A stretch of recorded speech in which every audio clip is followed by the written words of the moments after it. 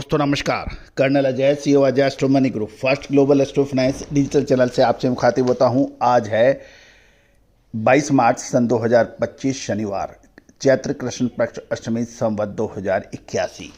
दोस्तों Ajay astro money group देश दुनिया का पहला चैनल है जो 42 कमोडिटीज़ पर आपको लगातार अपडेट और विश्लेषण आप तक प्रस्तुत करता है। खाद्य तेल, चाहे पाम तेल हो, सोया तेल हो, मूंगफली हो, कैस्टर हो या फिर सरसों, सूरजमुखी, इन सभी पर लगातार अपडेट और विश्लेषण आप तक प्रस्तुत करता है। दोस्तों पिछले एक सप्ताह के अंदर सरसों को छोड़कर लगभग सभी खाद्य तेलों में साप्ताहिक गिरावट देखी गई है। जानिए पूरी रिपोर्ट विस्तार से। साथ साथ पाम तेल के ऊपर भी कुछ दबाव देखा गया है। इसमें इंडोनेशिया का फैक्टर इन सबसे ज़्यादा माना जा रहा है। दोस्तों कहा जाता है कि खाद्य तेलों की उतार चढ़ाव को जानना एक सबसे टेढ़ी खीर मानी जाती है। यह मिस्टीरियस है, यानी रहस्यमयी है। और जो इस चीज़ को समझ लेता है, जान लेता है, तो वो निश्चित रूप से अपने सभी प्रतिद्वंदियों से आगे निकल जाता है, क्योंकि आज का व्यापार कॉम्पिटिटिव बाजार है। इसके अंदर कोई आपकी नहीं सुनता कि आपने ऊंचे भाव पे खरीदा हुआ है तो आप नीचे नहीं बेच सकते। जो बाजार में सही समय पे लेके सही समय पे बेच लेता है, उसका मुकाबला कोई कुछ नहीं कर सकता। तो दोस्तों विश्लेषण, अनुसंधान, इसके लिए अपार जनशक्ति एवं वित्तीय संसाधनों की आवश्यकता होती है और लगातार लंबे समय तक के लिए इसके लिए बहुत वित्तीय आवश्यकताएं, संसाधन की आवश्यकता होती है। दोस्तों हम पिछले 25 साल से लगातार इसमें अनुसंधानरत हैं। आप भी इस अनुसंधान में भागीदारी करना चाहते हैं, रिसर्च को आगे बढ़ाना चाहते हैं, तो आप सहयोग कर सकते हैं। सहयोग राशि अदा करने पर हमारी सभी रिसर्च आपको बिल्कुल अवेलेबल कराई जाएगी, उपलब्ध कराई जाएगी, जो आपके व्यापार के अंदर सहायक सिद्ध हो सकती हैं। आज ही संपर्क करिए, नंबर स्क्रीन पे दिए हुए हैं। जानिए रिपोर्ट विस्तार से। दोस्तो61 सबसे पहले तो हम मस्टर्ड यानी सरसों तेल की बात कर लेते हैं। सरसों तेल एक्सपेलर जो पिछले सप्ताह की शुरुआत में 1261 था, जो सप्ताह के दौरान 1281 रुपये ऊपर चढ़कर और 21 मार्च कल 1275 पर बंद हुआ। साथ साथ सोयाबीन रिफाइंड की बात करें तो 17 मार्च को ये सोमवार को 1290 था, जो 21 मार्च को घटकर 1270 रुपये रह गया। पाम की बात करें तो 15 मार्च को 1350 रुपये था और ये घटकर 21 मार्च को 1340 रुपये प्रति 10 किलो रह गया। सोयाबीन की बात करें, माफ़ कीजिएगा, सनफ्लावर यानी सूरजमुखी रिफाइंड की बात करें तो ये 15 मार्च को 1390 था और ये घटकर 21 मार्च को 1375 रुपये प्रति 10 किलो का रह गया। राइस ब्रान की भी बात कर लेते हैं तो राइस ब्रान को 1280 रुपये पर ये साप्ताहिक स्टेबल है। साथ साथ कॉटन वॉश यानी कड़ी की बात करें तो ये 1280 रुपये प्रति 10 किलो था 15 मार्च को, जो 21 मार्च को घट के 1260 रुपये रह गया। अब जानिए पाम तेल कि मलेशिया और इंडोनेशिया की खबरें। दोस्तों जैसे कि हमने प्रोग्राम के फर्स्ट पार्ट में आपको बताया कि पाम और सोयाबीन के अंदर साप्ताहिक गिरावट है। मलेशिया पाम तेल की कीमतों में गिरावट का प्रमुख कारण इंडोनेशिया की बढ़ती सप्लाई के कारण दबाव बनना माना जा रहा है।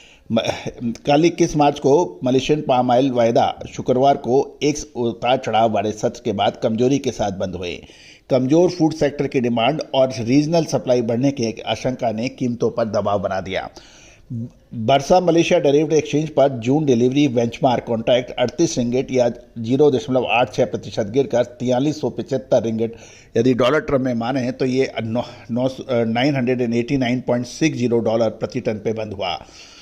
शुक्रवार को पहले हिस्से में दामों में कुछ रिकवरी देखने को मिली थी, लेकिन जैसे ही खबर आई कि इंडोनेशिया का B40 बायोडीजल प्रोग्राम अब पूरी तरह से लागू होने के करीब है, क्रूड ऑयल की शुरुआती मजबूती ने बाजार को सपोर्ट किया, लेकिन दोपहर के बाद क्रूड में कमजोरी लौटने से सेंटीमेंट फिर नेगेटिव होता हुआ देखा गया।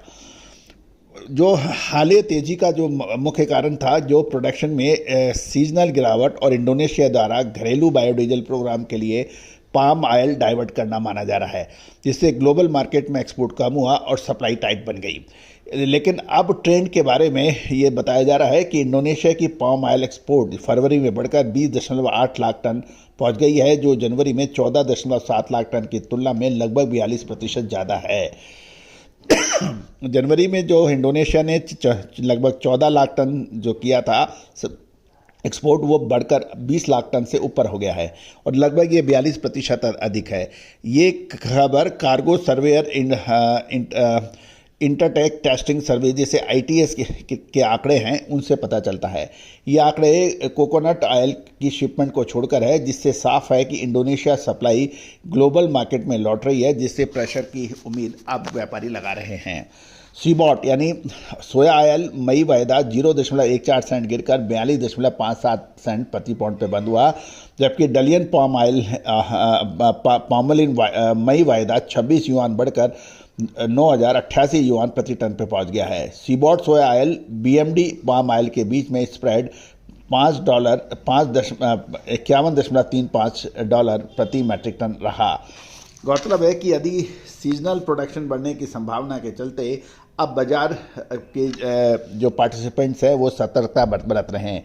अगर बायोडीजल सेक्टर की अतिरिक्त सप्लाई को नहीं संभाल पाया तो पाम ऑयल की कीमतों पर और दबाव आ सकता है, ऐसा कहना है कुछ व्यापारियों का।